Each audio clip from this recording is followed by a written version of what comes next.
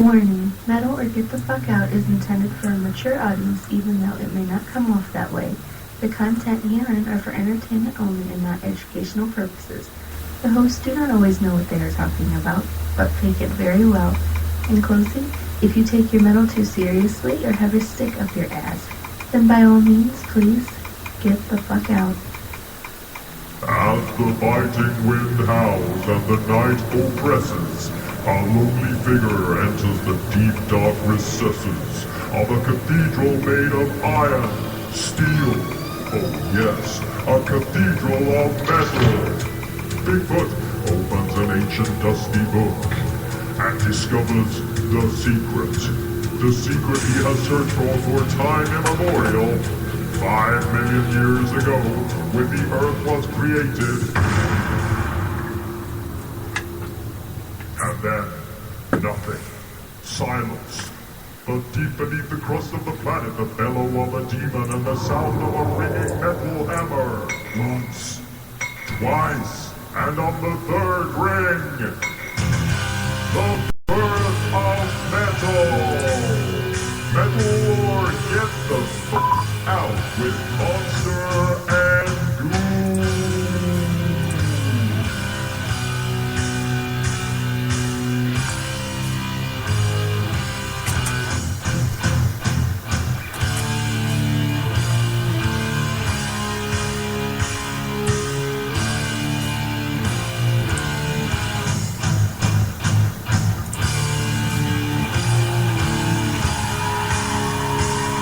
As a scream comes in, I fade out. Welcome to another gleeful episode of Metal or Get the Fuck Out, otherwise known as Metal or GTFO, the abbreviated version of the show name. Myself, I go by the name of Barry Goblicon. The gentleman on the other microphone goes by the name of Mega Goose. Please say hello, sir. Hello. I just want to make sure you were there. I didn't hear you at all, so I wasn't sure if you had, chimed in, knew we were live and going. Present. What the hell just happened there? There was like a weird thing. You didn't hear that, did you? I didn't. It's okay. Happens to the best of us. Metal or Get the Fuck Out can be found over at metalorgtfo.com. So go over there, check out the site. Mega Goose is always posting tidbits and videos throughout the day. And of course, you can pick up all the shows there. You can listen via the site player, or you can download it. We're also on iTunes, so if you listen via iTunes, make sure you give us some high ratings there. And we are on Stitcher as well.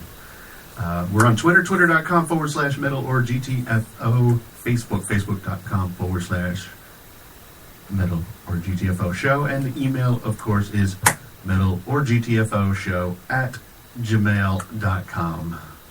Am I correct? You are correct. What did I miss, Goose? You missed us over at Unappreciated Scholars every Monday, where us and them and us, we, if you will, do Metal Monday. Every Monday. This week, they posted a song from the new Death Angel, The Dream Calls for Blood, which we are reviewing today. Coincidence? Anyway. It is the song Son of the Morning. So go check that out, and also follow them on Twitter at Unscholars. And if you are a non-metal fan, just a music fan, they have a podcast with two episodes up right now. You can go to their website, unappreciatedscholars.com, listen to it there, and you can also check it out on Stitcher. Go Stitcher! Promotion for Stitcher! You know what's cool about Stitcher? What? I can listen to it on my Sonos system. Ooh. Sonos just came out with the new Sonos One, which I'm looking into currently. Now, how does... I don't want to get off topic here. You never do that. No. But how does the Sonos work? Does it have like a receiver and everything just kind of streams from your device to there? So basically, you hook up the Sonos bridge to your router, your Wi-Fi, and then it comes from there. You can access your playlists if you have like an external hard drive or your computer. or you can stream from like Amazon, RDO, TuneIn. Like there's all these other apps. The one I'm looking forward to, which I don't think they have support for yet, is Google Play. But you can stream from iTunes. You can stream from. I mean, there's hundreds of possible places you can stream from using the Spreaker Sonos system. So it actually is really easy to use, and the software is super easy to use and install. I'm like super impressed with it, if you haven't noticed. I do love my Sonos. I know. So that's why I wanted. And they have the Sonos Play Bar, which is actually really cool. It's like a surround sound thing for your television. But yeah, I have the Sonos 5 and the Sonos 3. And yeah, I've been looking at those Play Bars, not specifically Sonos, but sometime in the future because my receiver has died, and I really have no idea what's wrong with it. And it's not old, but it's old by today's standards. So maybe sometime in the future I might get some sort of surround sound bar, since they seem to be getting better and better. Yeah, no, they do. They definitely do. I just like the Sonos sound bar, Play Bar, sorry. Because it's Sonos, and, you know, I could stream shit and one of the other stuff. You know what I'm saying? You picking up what I'm putting down? Sir, I have picked up what you have put down. Aw, okay. So what else we got? And you got any, you going to go into news already? Such an amazing week. You don't want to say hello to the people? Hi, people. There you go. That's what I like to hear. And by the way, I had a Cocoa Cafe before the show. Oh, no. So are you pretty much wired to go? Yep. And for some reason, I just put a Hall's Menthol Lip Disc drop in my mouth, which I didn't even need. But I just felt like having one. I'm that kind of rebel. You just felt like putting menthol lip disc up your nose and then probably sniffling the rest of the show? Up my nose? Well, the vapors. She caught the vapors. You better just say something before I... Okay. Go away. I don't know if anyone watches this show. This is not really news. This is just something I kind of liked when I saw it. There's a show called... crap. I forgot the name of the show already. Back in the Game. That's the name of the show. It's a new show on NBC, I think. It'll probably be canceled before the season's even over, because it doesn't look like it's going to last. Wait, Back in the Game. Is that with the woman who coaches the baseball team? Yes. That's ABC. ABC. Because I saw the commercials before during Agents of S.H.I.E.L.D. Ah, okay. That's how I know. Thank you, Harry. Carry on. And the only reason I watched it is because the woman who plays the mom in the show used to be on or is on Psych. I don't know what's up with Psych right now, but so I watched because she's good looking and shallow like that. All right. Her son had a problem. He wanted to impress this girl at school, and so he got into his head the idea that all girls like bad boys. So then he, dressed like, he had like a Metallica shirt. It had to be a reprint because it was the Metal Up Your Ass shirt. And he had like a beanie. I don't know what band it was, but they were playing like, I think they played Hatebreed and Slipknot at 2 points in the show. And the reason I'm talking about it is because it wasn't like super corny, like when they do stuff like that in like old sitcoms. It was actually like really well done. And I just wanted to give kudos to whoever on the show is apparently a metal fan, because I think someone on the show must have to pick those two bands and the songs and everything like that. So well done, Back in the Game. Oh, kudos to you, Back in the Game. You get a pat on the back. Sorry you won't make it a season, but it was nice knowing you. Is it that bad? It's got James Caan in it, right? Yeah, it's not bad. It's just one of those shows where you just can tell it's just not going to make it. Some people just can't carry their own show, I don't think she can yet. She's only been in one other sitcom, which was like... Speaking of hot, and here we go off topic after just totally talking before the show about time restraints and all that. Yeah. I know you watch Agents of S.H.I.E.L.D. I guess it comes out on Hulu the day after. Yeah, I'll see it tomorrow, I guess. Okay. Just, maybe I shouldn't even mention it, but, the lead hacker girl. Yeah. Let's just say she just happens to be walking around in, like, I don't know, her underwears. She was in, like, a wet t-shirt last week. Was she? I don't remember that. Or you know what? On something. I don't think I saw last week's No, episode. she she jumped into the pool. Well, maybe it wasn't last week, maybe it was the week before. Whenever the episode was where they infiltrated that island. The island with the rebels. Yeah, and the guy built that thing, and Agent Coulson was on the ceiling in that room because it was all weird. Oh yeah, I don't remember her in the pool in that. She jumped out when she was getting shot at. She jumped into the pool. When she got out, she was away and running.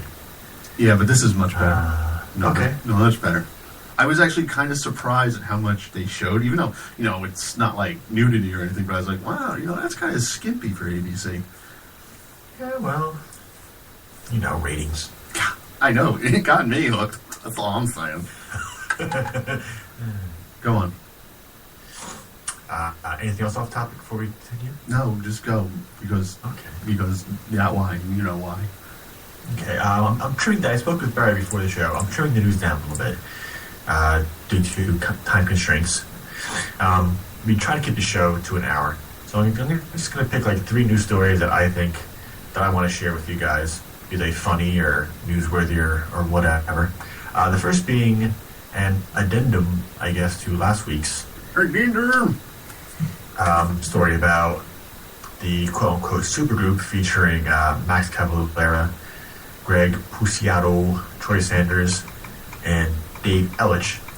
They signed to Nuclear Blast, and now they actually have a name, which is, drumroll,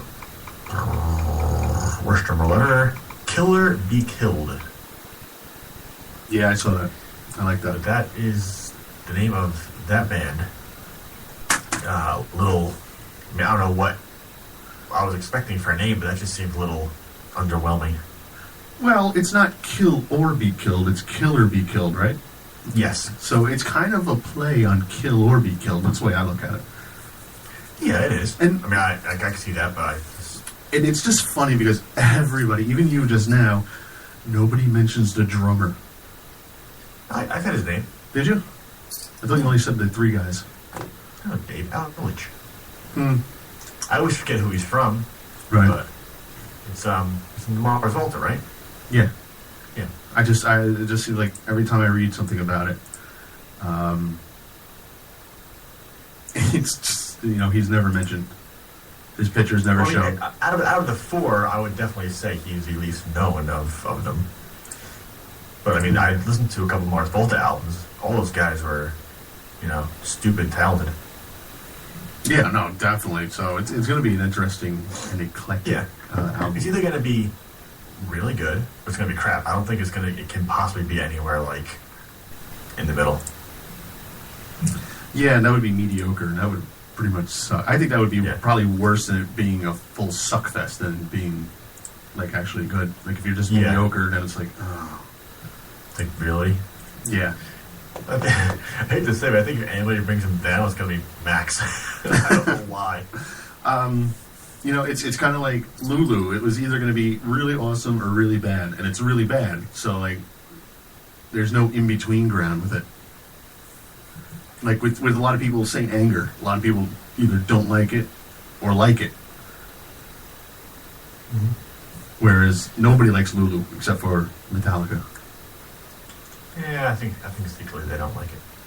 I don't know. What else? Our next story came to me by way of the Unscholars fellas, and that is the Michael Jackson metal tribute album. It's called Thriller, a metal tribute to Michael Jackson. Very creative. And it will be out just in time for Halloween. Available October 22nd. Is that today? Yeah. Congratulations. Congratulations. I know calendars. Yay! I haven't listened to it since I didn't know it was coming out today. Again, calendars. But it features a lot of, I wouldn't say a lot of big names, excuse me, but it features a lot of people. Chuck Billy from Testament, Billy Sheehan from a jillion bands. Yeah. Rudy Sarzo, Bruce Kulick. Wow, there's a name I haven't heard in a while. Bumblefoot Thal, yeah. Corey Glover from Living Color, and Phil Campbell from Motorhead, etc., etc., etc. And as far as the tracks, Chuck Billy will be on Thriller. Really? Yes. Interesting. I'm trying to think of some funny pair. Corey Glover from Living Color and Phil Campbell from Motorhead are going to be doing Billie Jean, which, I mean, I haven't heard him sing since high school, but he always had a good voice, so I can't see him being that bad. Chris Jericho is doing Dirty Diana. Wow, Chris Jericho. Which I find hilarious. And Alien Air Farm Smooth Criminal is on there. I don't know if they just threw that on because of they did it already being around or what. Or because that's what? Also on there. Wait, but I'm saying I'm gonna look for it after the show because I don't want to type on the keyboard while we're. I missed what you said about Alien Ant Farm. I don't know if that's. I mean, it's not new, so I don't know if they're just throwing it on there because it's been around or that's what. What I think. Yeah. But it's interesting to see. I think it's going to be a total slugfest, but I'm a very pessimistic person. Well, you listen to it and report back to me because I refuse to listen to it. Yeah. Even with our love of covers and being from Jersey, you still won't listen. Why would you do that to me? Plus Chuck Billy singing Thriller. That really, that has me intrigued, I'll admit. The rest of it is like... I'm looking for a link in the post, but I'm not seeing anything. Today is actually a pretty big day for releases when you look at it, because Metal Church, did Metal Church come out today? Yes. How come I don't see it on this release list? That's weird. That's what I mean. That's why I had no idea Metal Church was out if it wasn't for PDX Creek Jeff on Twitter. I had no idea. None. Yeah, I mean, I look around. I mean, I don't have one source to go to. I kind of hit a couple sites and stuff like that, references for new stuff when I make the playlist, but yeah, that was just, I wouldn't have known about that if you didn't mention it. The big release today is Motorhead with their new album Aftershock. So you know what this means, what we're reviewing next week, right? Metal Church. Yes! Da, da. We watch the children pray! Oh, nice. I'm kind of excited. I didn't want to listen to it just yet until like after the show, because I didn't want it to like be stuck in my head and kind of have thoughts about it, because then I would probably just start talking about the new Metal Church and lose total track of what's going on. So yeah, I was a fan of Metal Church back in the day, so it's going to be interesting to see what they brought to the table all these years later. I was never into them, but I am still interested to hear it nonetheless. Yes, and it kind of lends credibility to our discussion tonight. I know, it all ties in. But you have any more news? I have one more story. I'm actually looking while you're jibber jabbing. I was looking for the that Thriller album, but it's on Amazon. It says it's shipping and stuff like that. So no, you were looking for the cock. Yeah, that's for a later date. And lastly, this is, I guess, is what Lars Ulrich was referring to earlier in the month when he was saying there's a big thing coming from Metallica, and I can't say it, blah, blah, blah, blah, blah. Metallica is, I guess, performing in Antarctica. While I don't think they have actually confirmed it themselves, not anywhere that I've seen. Or thought about it. But there was an ad for Coca-Cola Zero on a Colombian website. Of course, it's all in whatever their language is. Portuguese there? No, Spanish.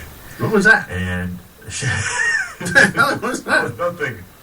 You heard nothing. Okay.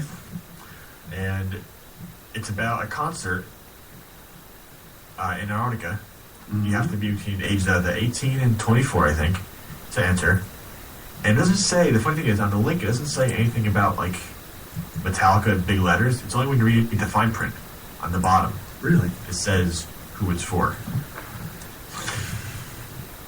I didn't look at the link. I just saw the headline, and I was like, I thought it was like April Fool's. So I was like, why are they going to play in Antarctica? Nobody lives there.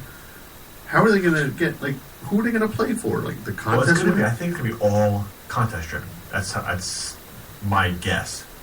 Because they say you have to be available between December 2nd and December 17th, December 2nd and December 15th. So I guess they don't even have a solid date yet, and they probably need that long to get people there.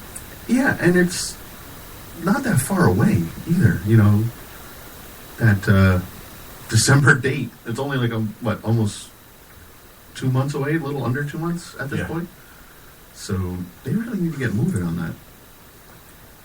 I'm still waiting to see what Holy shit, it's Unscholar Steven. reps from Metallica say. Yeah, it's not far.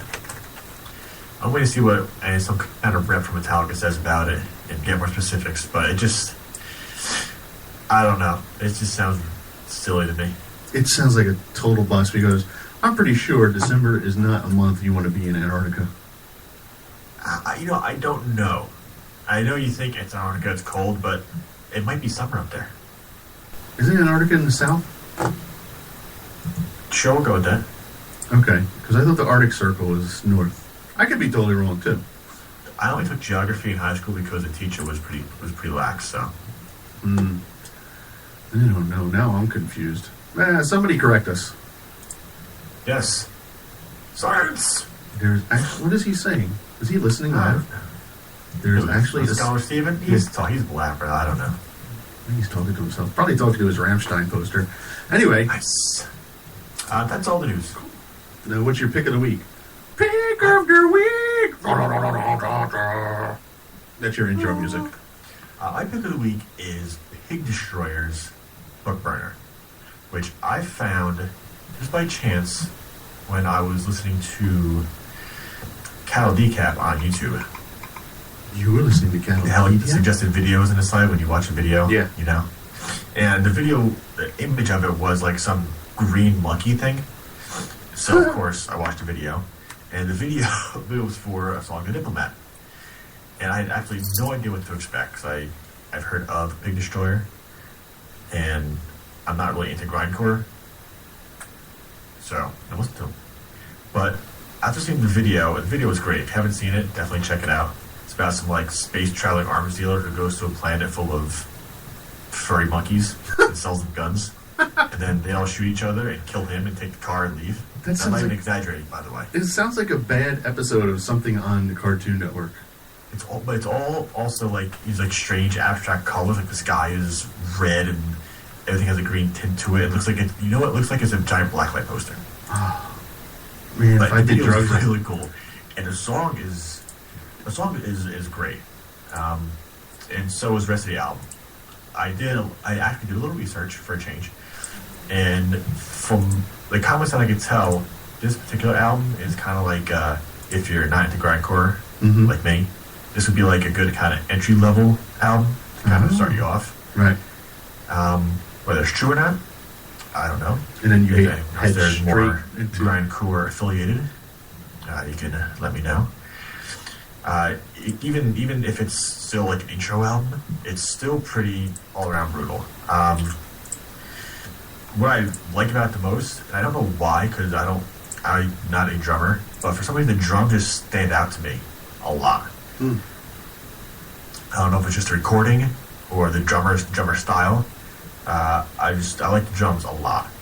And same thing with the vocals. I get this feeling that vocalist, whose name is J.R. Hayes, or Junior Hayes, if you wish, right, is just like screaming at me the whole time. Like I can just picture him like just yelling at me in my face while he's singing. You'd like that? I would. There's nothing more I like more than a man screaming in my face with a microphone. Especially when you don't have to pay for it. Oh, I always make out bad on those deals. You're getting all sorts of moist just thinking about it. Oh, I got wood.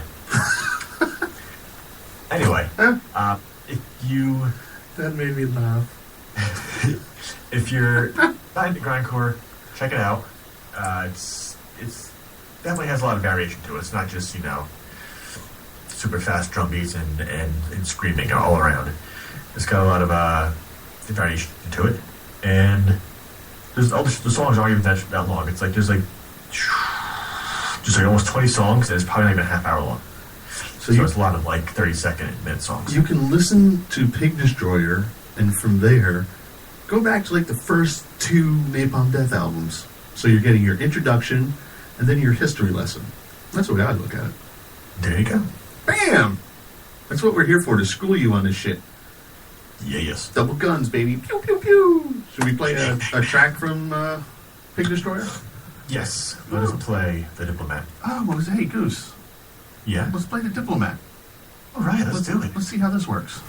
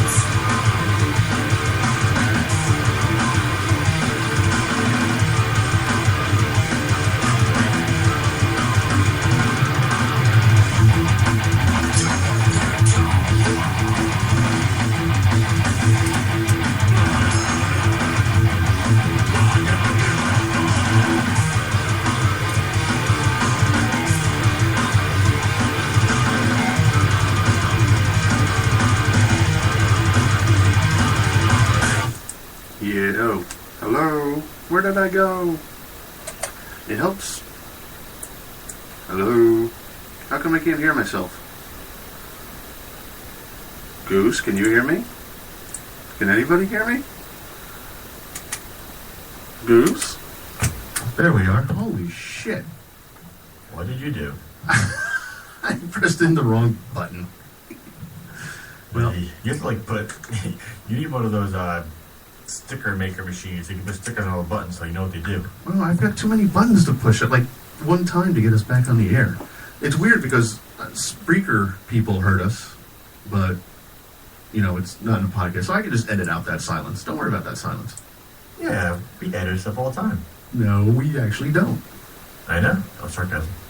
Oh, yeah, sarcasm. Sarcasm. I'm actually pretty upset because I'm trying to like keep to a time frame here, and I didn't do my too bad and sloppy, Do it. and it upsets me greatly. So basically, a hardcore band. We don't know the name of the hardcore band. This is coming from Metal Sucks. They paid. Well, they didn't pay. They hired an engineer to record. Let's see. City. What happens when a hardcore band doesn't? So they hired an engineer for him to mix their song and make a video of their song. This hardcore band. Okay. And it's part visual, part audio. Maybe we'll post a link to it. I don't know. I think we have to, just so you can see what these kids look like and how awful their band is to begin with, and how awful the drummer is. I swear to you. Wait, that's the video you put on Facebook a minute ago? No, that's Sands. That's something. That's Sand. That's something totally different. Okay. There is no name to this band. We don't know who it is, but Now, is that to protect the innocent? no, I guess the engineer didn't want to give him any publicity. So since their band didn't pay him, he didn't. I'm assuming he didn't give them their song. So instead, what he did was he took this hardcore band, and all he did was use the vocals in electronic dance music. And it's so bad. And I can only imagine what the actual song sounds like, because you don't hear any of the actual instruments. So you're watching this video this guy did, and you see these guys playing guitar and playing drums awful. I mean, horribly. Just probably the worst drummer I've ever seen. And, it's a typical kids hardcore video. They're on skateboards and they're all, stupid shit. They have to be like 15 or 16. Mm-hmm. But this is the song. I'm just going to play a little bit of it here. And so basically it's titled, you can find it on YouTube, Hardcore EDM Dance Band. In the first few frames it says, what happens when a hardcore band doesn't pay the engineer for his time and sweat he put into their music mix and video? They get a horrible dance remix free of charge.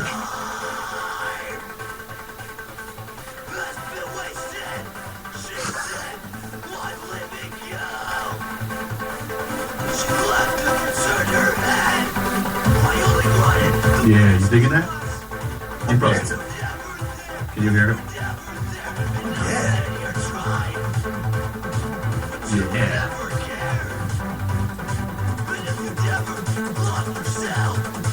Could be the worst drummer I've ever seen.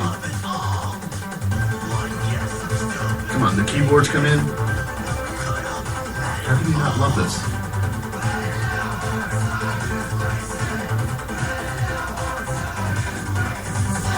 Okay, that was the obligatory hardcore group sing-along part.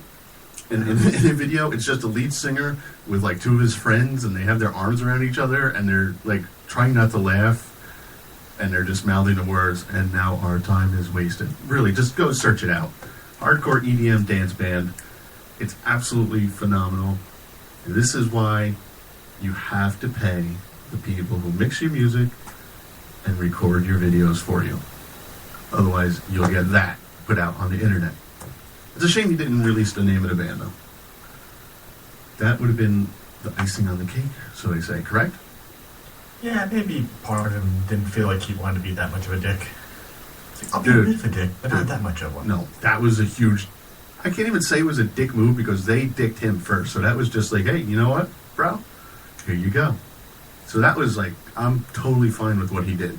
Because it wasn't like he was slandering them or like telling them to kill himself. He said, "All right, I mixed your song. Here it is, and here's your wonderful." That was proper.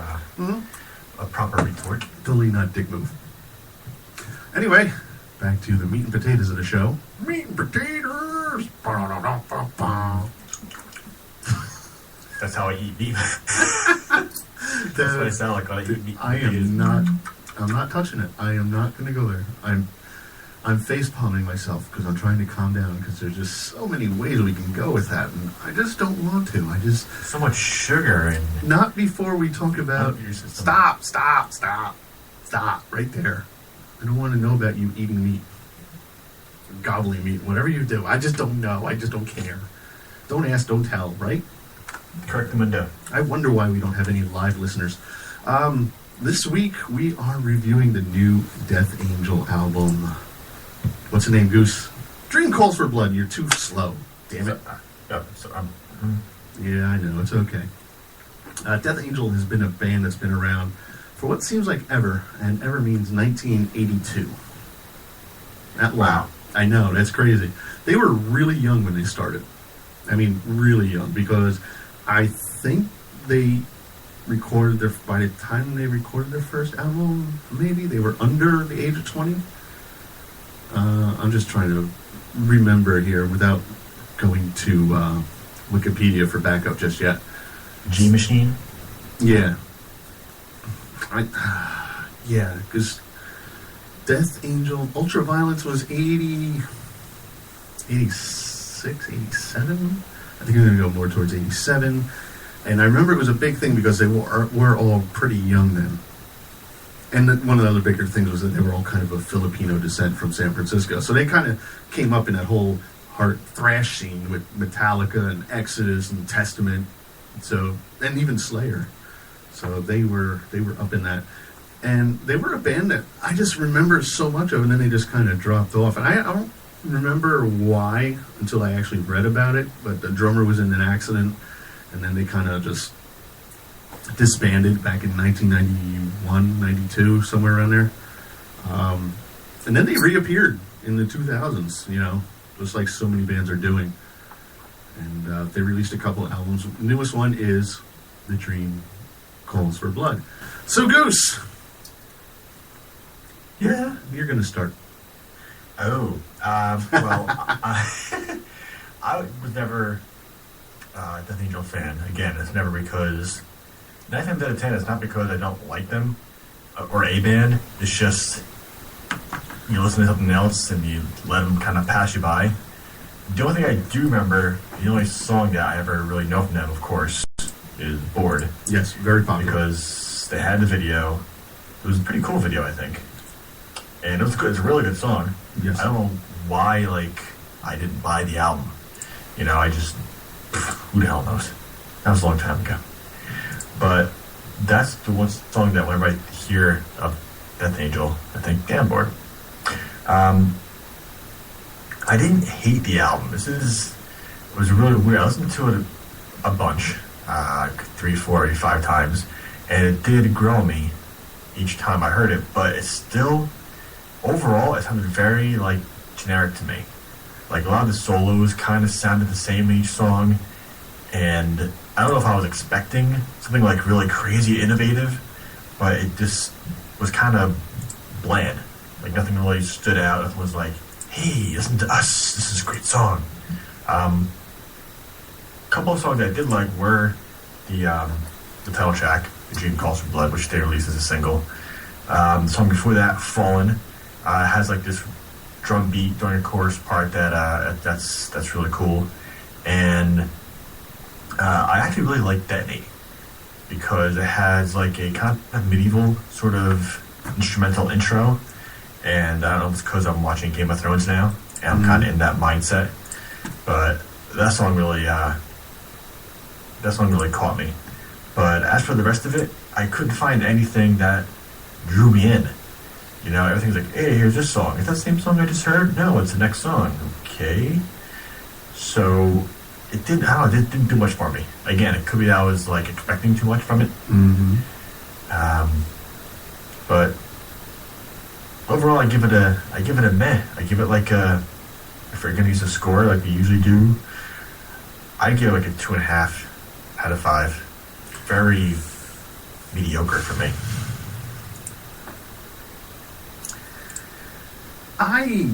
Listen. Why do you have to preface every review with, listen, let me say this first? Because I like to give a little history. I was a very big fan of Death Angel back in the 80s, late 80s, into when they released Act 3 in 1991. And they were all great albums. They were probably in my rotation more than Slayer was, or maybe even Metallica at a point. You're like that, though, with lesser known bands. I try. I'm the hipster of the show. I listen to bands that aren't even existing yet, so don't worry about it, bro. I got this. And they were just great. The 3 albums were awesome, and each one was a great progression from the other one, but it still had core elements that were all the same. And one thing that attracted me, other than the fact that, some guys were Filipino and they were just so dark and sexy, the lead singer's voice, which I'm actually going to go to Wikipedia now because I'm really bad with names. Mark Oseguida. It's weird because like in the beginning they were all related. They were all like cousins except for like one dude. Or maybe they were all related in some way, shape, or form. I don't remember. But I just remember it was big because they were young and they were related and they were Filipinos. But they weren't Filipinos because they were born in America. I don't even get me started. And they were awesome. They were just so good. And the musicians, like Bored was such a great song because it was so different than a lot of the other thrash that was out at the time. And then, as I said, they kind of just disappeared. And I really didn't know why at the time. And even at the time, my musical taste was kind of growing and changing. So I never really looked into it, like where did they go or what did they do. And then I did realize like a few years ago that they put out a new album. That was 2009, and that was Relentless Retribution. Well, there were 2 actually. Killing Season in 2007, and I think Relentless Retribution was 2009. I heard songs off of them, but I wasn't all that impressed. And I never really paid attention because I had a lot of other things going on. And I was really excited about this new album. One, because I'm really kind of getting more back into the metal that I knew and even newer stuff. But the artwork is awesome on the album cover. I remember saying, I don't know if I said that on the show or whatever, but album, to me, I love album art. That's why I like CDs and vinyl. You don't get album art on the MP3 on like a 3-inch screen, whatever. So that being said, I kind of didn't know what to expect for this. I heard The Dream Calls for Blood, and I really did like it. I liked it a lot. And then, sorry, I just turned away from the microphone. And then I started listening to it more. I listened to it like all the way through, which is weird because this is one of the albums that I listen to days ahead of the show. Usually I try to listen like an hour before the show starts, so it's all fresh in my head. But because it was Death Angel, because I had like a history with them, listening to them and really digging their first 3 albums, I was like, all right, I really want to be thorough on this. And I think the first go through, I was disappointed, almost kind of like you. I was like, well, this isn't the Death Angel I grew up, I hate to say grew up with, but yeah, I kind of did, for a 5-year period or so. We're old, you can say that. Yeah. Shut up. We're old. You are. Because the lead singer, Mark, I just don't know, he wasn't singing like he did on the other albums. And I know you've said before, well, vocals change styles because maybe it's harder on their voice. But I think the new style he sings in is harder for him to do than the older stuff because it was more actual singing and not screaming and yelling and so on and so forth. Mm-hmm. And there were a couple standout songs for me, and definitely 2 of them were The Dream Calls for Blood, and I think actually one you chose, Detonate. I listened to it again, and the more I listened to it, the more I liked it. I was like, okay, I really do like this a lot. It's almost like I have to approach it like Anthrax, where Anthrax was Joey, and then there was Anthrax with John. Even though Death Angel still has like the lead singer He's the same guy. They had a lot of time off between 91 and 2001, 10 years, and so people change, musicians grow, so on and so forth. Again, his vocal style changed. Although there's a couple songs on here where it does kind of come through, but I just really am digging this new version, if you will, of Death Angel. And I was actually super pissed because for whatever reason my Bluetooth wasn't working in my truck today, and I couldn't listen to it on the way home. And I was like, I'm just gonna go trade in my fucking Toyota. It's fucking stupid. I was so mad. I was like, I want to punch the screen because I have a touch screen, but I'm like, no, I can't do that because then I won't have a touch screen. But I was really mad, and I got home, and I still listened to a few tracks, and I was actually listening to it before the show. And I actually think that this is going to grow on me even more the more I listen to it. The musicianship is there. Sure, some of the songs kind of don't differentiate themselves, but I don't think that's necessarily a bad thing. I don't know. I just really dig this album, and the more I listen to it, the more I like it. The guitar work from the dude's been in the band forever. Back to Wikipedia. Joey? No, there's no Joey. Frank? Rob Cavestani. I think that's his name. I'm not very good with names. And it just as good as it was, if not better, than back in the day. So I'm really happy that the musicianship is there. It's very well produced. It sounds great. It's a heavy album. I'm digging the vocals. I like everything about it. For me, as of right now, if I had to throw a number out there, I'm teetering on 3.754. Oh, jeez. It's kind of hard. I don't want to go 3.85. But I really do dig this album a lot. I'm super stoked to actually just listen to it more. I downloaded it to my phone so I don't have to stream the Bluetooth shit, crap, garbage. I just plug it in. Because I don't stream Google Play. I don't want to use my data plan. You know what I'm saying? I understand. So for me, this is actually a good album. Good to great. Is it old Death Angel? No. But because there's so much time in between the two, it's okay for me. It's not like they put out Act 3 and then they did this. Right. So it's like, we're just getting reacquainted. Me and Death Angel. So I'm totally digging. I'm into it. Like this album a lot. I know you don't, but whatever. No, there's a lot of albums I never hate. I never dislike them. It's either a lot of time it's either awesome or it's just like meh. It's very rare I'd be like, this album just sucks. I hate it because I usually find some redeeming quality right about an album. So I don't hate it. I just don't like it that much. Why do you hate it? Why do you hate it? If I listen to it more, it might grow me more. I think I said last week, the Red Fang.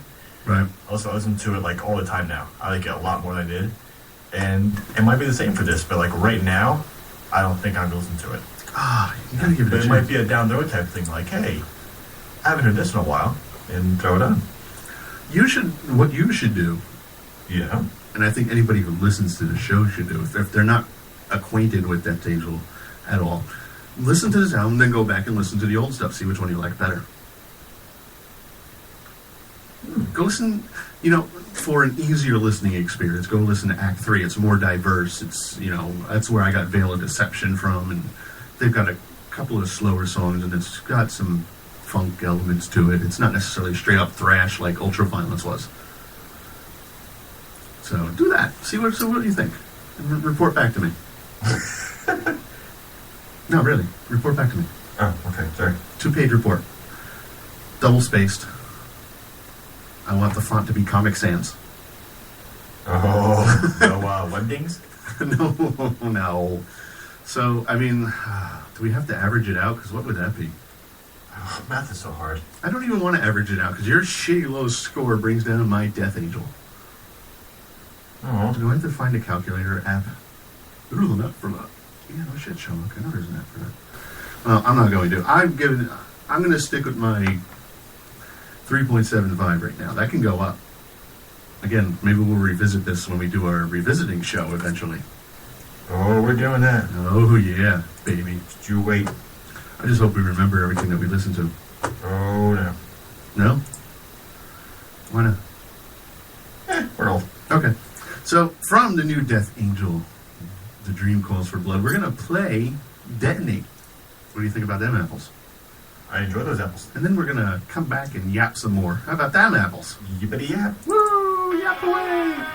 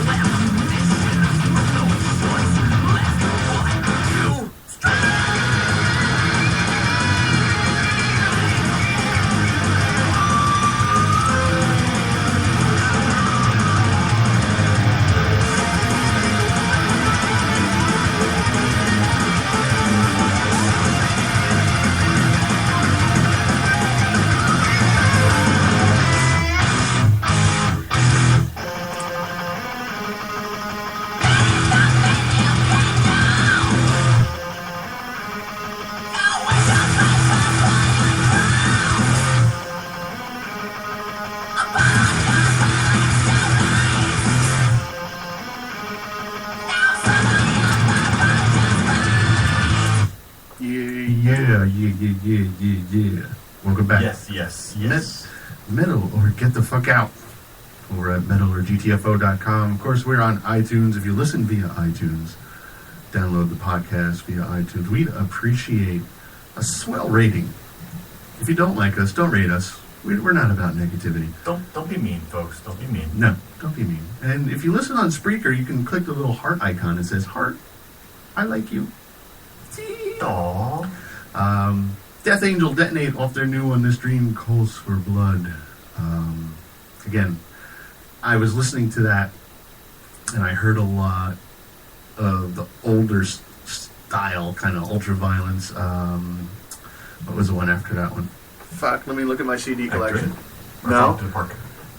I'm gonna drop a little knowledge on you. Act 3 was their third album. Oh, snap. Hence, Act 3. Nope, Frolic Through the Park. That was the second one. Yes.